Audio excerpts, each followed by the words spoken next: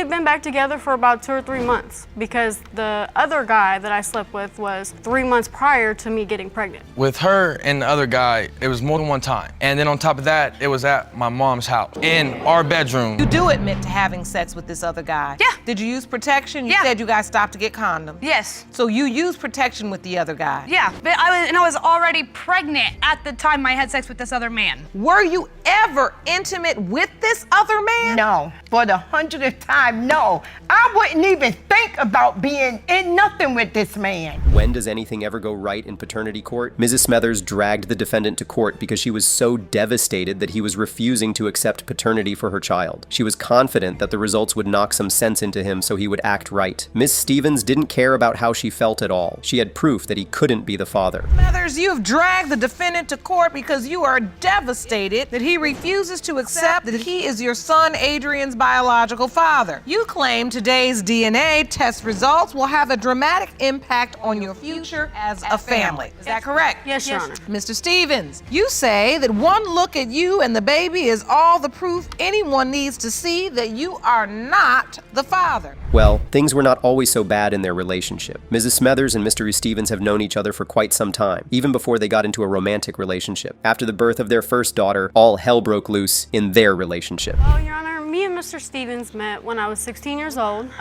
We went to GED classes together. We eventually started dating. I moved in with him, and we had our first daughter. After that, it went from good to bad. Mr. Stevens started cheating on me. I was always at home with the baby. You know, he was always out with girls. Like I said, their relationship went from bad to worse, and the worst things happened. For the first 5 years of their relationship, Mr. Stevens had been cheating on Ms. Smethers with several different women. Mrs. Smethers felt betrayed, and as you would expect, she had her revenge. For the first 5 years of our relationship, I did not step out of the relationship until right before our son was conceived. She wants to say, like, I cheated on her for the 5 years, but, like, there'd be times when I'd text her and ask her, like, hey, where you at? Well, she's supposed to be at home, but yet she's in a different state. She was in a different state. Now, Mrs. Smethers finds out she's pregnant, and she obviously can't wait to break the news to Mr. Stevens. She tells him about the pregnancy, and he immediately becomes the happiest man on earth, but the doubts start to kick in, and things take a different turn. You were? Yeah, at first, yeah, I was happy. And then the aspect is like, you know, she was pregnant, but she waited 5 months to tell me that there was a possibility that he wasn't mine. Oh, so initially when you found out she was pregnant, you didn't have any I was issue. excited, like, cause you know, like I found out that it was a boy, so like, you know, it was my first boy. I was excited about that. You know, like I wanted a first child, like as a boy. That's what my 2 daughters were supposed to be. The truth bomb drops, and the courtroom is in complete shock. After having the baby in her stomach, she sits Mr. Stevens down and tells him she cheated, and that there is a chance that the baby might not actually belong to him. Trust me, he didn't take the news so well. Our mutual friends that we had together, they ended up coming out and telling me that she opened up to them and told them that AJ might not be mine and that she cheated on me. And I did open up and say that I was with another man, but I never said that AJ was not his. Even though you didn't say it, could it be true? It was, my conception date was between October 7th and the 11th. Their case had more juice than a juice factory. Ms. Smethers was claiming that she only got intimate with the another guy once, but Mr. Stevens said that was a lie. He even went on to say that one of their sexual adventures happened right under his mother's roof. Would you imagine that? I would lose my mind if I were in his shoes. with her and the other guy, it was more than one time. And then on top of that, it was at my mom's house, in our bedroom. What? You know what I'm saying? And at my parents' house. And like I begged for them. I admit what I did honestly, was this what wrong. happened. No, that is beyond wrong. My brother, he ended up coming down from Ohio. So like I ended up venturing off to help him try to get his life back on track. Mr. Stevens' mind was as tight as a fist, ready to knock someone out. He didn't change his belief that he wasn't the father of the child Ms. Smethers was claiming to be his. When asked why, he went on to say there were no features of the baby that matched any of his. When it comes to it, like he's the lightest one. Okay, well, you know babies come in all different skin colors. You cannot judge a baby by what color they come out, but or even what color they are. You can't judge that. I know, that's one of his main points. That's what I'm trying to get through his head. Just because he has lighter skin doesn't mean he's not his. How many children do you have? 3. And Adrian is the baby? Yes, ma'am. There was no doubt, though. Mr. Stevens, even with his doubt, didn't want to completely turn his back on the baby. Being that there is a chance he could end up being the father, he wanted to build a bond with the child and also make sure the child had a father figure in its life, but the doubts just couldn't get out of his head. A lot of the times, but I try not to because it messes with me. That gives me more doubt, and like I just don't want that. Like I want me and him to have a bond. Like I want us to be able to go fishing. I want us to be able to go hunting and do stuff together. And that upsets you? Yes, ma'am. I see your eyes, air watering. When you look, it's like you're trying not to see, but you just feel like you can see this other man. Yeah, like I don't see myself when I look at him. Well, Mr. Stevens sure couldn't shake the doubts about being the father from his mind. The judge sensed that, and the only way to calm his mind was to reveal the truth. The results are in, and I hope you paternity folks are ready for them. Here comes the truth. Mr. Stevens, you are the father. I was happy to deliver those results to you. Thank you. I can see this means a lot to you. Yeah. In her words, she was convinced beyond a shadow of a doubt that the father of her baby was none other than Mr. Gilbert, who was the defendant. Ms. Davis claimed the only reason he didn't want to step up as the father was because he had been brainwashed by his sister. Mr. Gilbert once believed the child was his father, but after his sister shed some light, his doubts became unshakable. Ms. Davis, you say that you are convinced beyond a shadow of a doubt Mr. Gilbert is your son Corey's father. You feel the only reason Mr. Gilbert is denying paternity is because he has been brainwashed and manipulated by his meddling sister. Is that correct? Yes, Your Honor. Mr. Gilbert, you admit you once believed you were Corey's father, but began to have doubts. The only logical question to ask Ms. Davis was why she felt Mr. Gilbert's sister poisoned his mind into thinking he wasn't the father of her child. She claimed it all happened when Mr. Gilbert's family found out she was pregnant. For some reason, they never accepted her and the baby. This baby. And then when I got pregnant, he was there. And it's like when he told his family I was pregnant, that's when they turned against me. And they had put in his mind that he's not the father of my son. You were in a relationship? Yes, ma'am. Tell me about the relationship. We met in my old neighborhood. It was like love at first sight. We was friends first when we was in love. I didn't want to get pregnant, but he wanted a child. One thing was for sure though, they both agreed they wanted to have a baby. But then, where did it all go wrong? I mean, if he wanted to have a baby with Ms. Davis, why then is he having doubts that the baby might not be his? Did you tell her you want to have a baby? Yes, Your Honor. So why doubt the baby? Because it's like the friends she hang out with, I don't agree with them. None of them. So it made you feel like birds of a feather may flock together? They always do. But I'm my own person. I'm my own person. I know who I want. So you admit that your friends are kind of out there, Miss Davis, but you say no. that you aren't? No. Well, it all kept coming down to the fact that Mr. Gilbert's family never liked her. Before she got pregnant, everything was like a bed of roses for them. But as soon as they found out she had a baby, they were selling a different story. Ms. Davis didn't even know when she got pregnant. It was Mr. Gilbert who noticed it. They was cool with me at first until I got pregnant. How did you find out you're pregnant? I was sleeping all day and he went to go get the pregnancy test for me. He told me I was pregnant before I knew. You remember this day, Mr. Gilbert? Yes, ma'am. And you go get the pregnancy test? Yes, ma'am. You take the test and what happens? It came up positive. Mr. Gilbert was a soft-hearted man. In no time, you could see tears dropping from his eyes. There was nothing more he wanted in the world than for the baby to be his own. If the results came out as the opposite, he was definitely going to be heartbroken. You want it to be your And son? they hurt his feelings because that's the only thing he happy about in his life and they want to take it away from him. That's not true. Because you Yes. remember that moment That's not and true, that no. means Yes. a lot to you, that you were there for the entire pregnancy, for this baby, and you had no doubts at that time. And when you see that They picture, know it's his baby. it just upsets don't. you because you really want this baby to be yours. Yes, ma'am. Ms. Jones, who happened to be Mr. Gilbert's sister and had been quiet all this while, finally decided to speak. You could tell that she was not a fan of Ms. Davis. She claimed that she heard from people that Ms. Davis had been sleeping with other people and was even pregnant before she met her brother. My brother, No. That's he my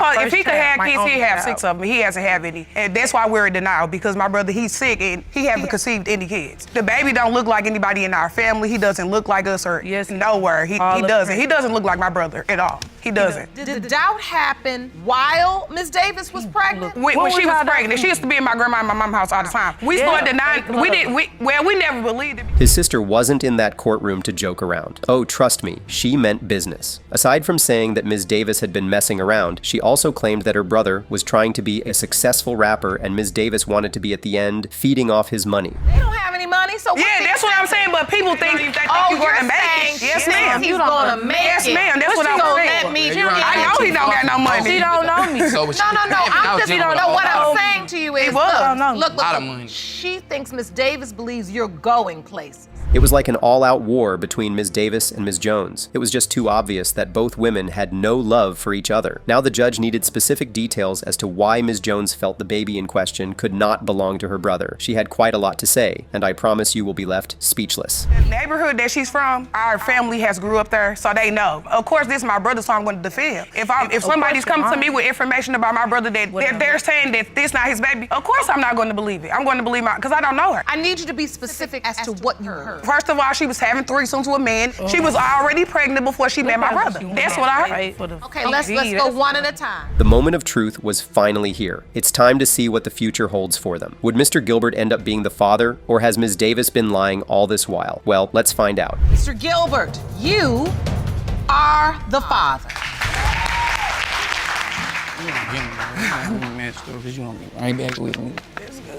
Miss Davis, what are you feeling, honey? Because I've been trying to get this out for so long, and it hurt. It hurt bad.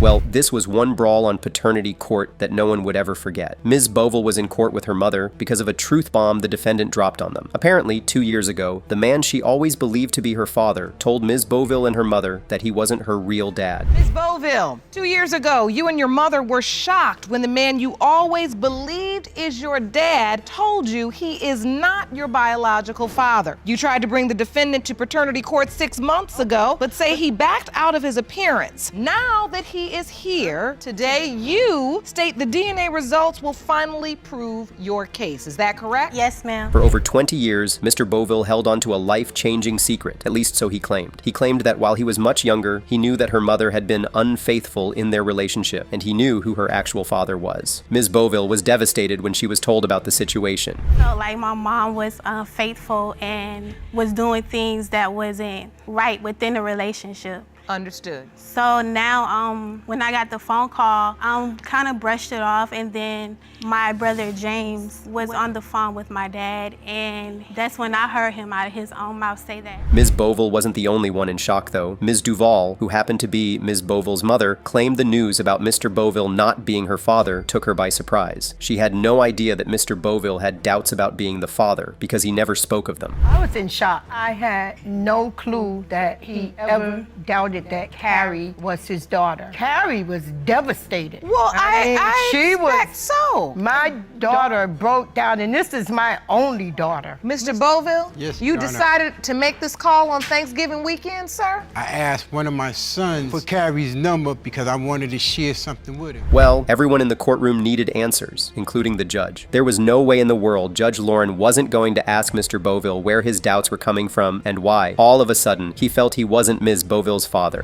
I lived in Boston. Regina lived in Springfield. And when I relocated from Boston to Springfield, the first 2 weeks I got there, people I didn't even know was telling me, yo, this guy's talking about that's his woman. And so I goes to Regina and I asked her, Regina, what this guy talking about? I only been in this town for 2 weeks. This went on for like 10 years. You know what I'm saying? 10 years? 10 years. Mr. Bovell was trying to sell the unfaithful woman's story to the judge. He claimed that while they were together, people would ask him if he knew she had another girlfriend. But Ms. Duval wasn't going to let me drag her name into the mud. She called him a liar and there was no truth to all he was saying. Mr. Bovell, if you doubted me, if you did not trust me, why did you stay? If you felt like that all those years, you should have left. So all of these years, Mr. Bovell, you believe that this other man, who's married to a family member, could be Carrie's biological father? Yes, Your Honor. What convinced me was 4 years ago, I went to North Carolina. Mr. Bovell wasn't proving any valid points, so he decided to tell a different story. He recalled a time when he paid a visit to one of Ms. Duval's cousins, and when he saw a picture of his child, he knew for a fact that she wasn't his child. Ms. Bovell didn't let that story go on for long. She cut him short before he could even finish. That's when I said, you know, I knew I was right. I knew I was right. You saw a picture of this man's granddaughter. Granddaughter. And it looks exactly like... I said, that's my,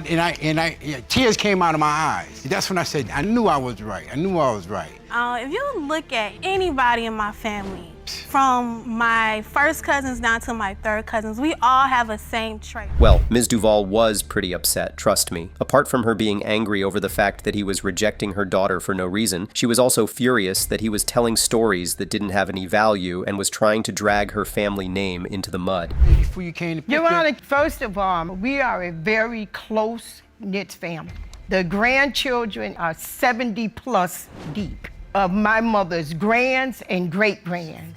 And all of them look alike. But the one thing that I did not want to happen here is that my family values would be tarnished. Now, Mr. Boville's name wasn't signed on her birth certificate. When he was asked why that was the case, he claimed none of his children had his name signed on their birth certificates. But Ms. Duval said that wasn't true, and he refused to sign the birth certificate on purpose. None of my kids' birth certificates. You didn't let him sign the birth certificate, Ms. Duval? Nope, Ma'am, no, nope. that's not the case. Nope. Mr. Boville never took the time to go there and sign those birth certificates. I told him time and time again, you are a grown man. Go to that hospital, to the wherever, and sign your children's birth certificates. I cannot sign them for you. It's time we put an end to the brawl between Ms. Duval and Mr. Boville. The big question still remains, who is Ms. Boville's real father? I guess the DNA results will reveal the answers we are all waiting to hear.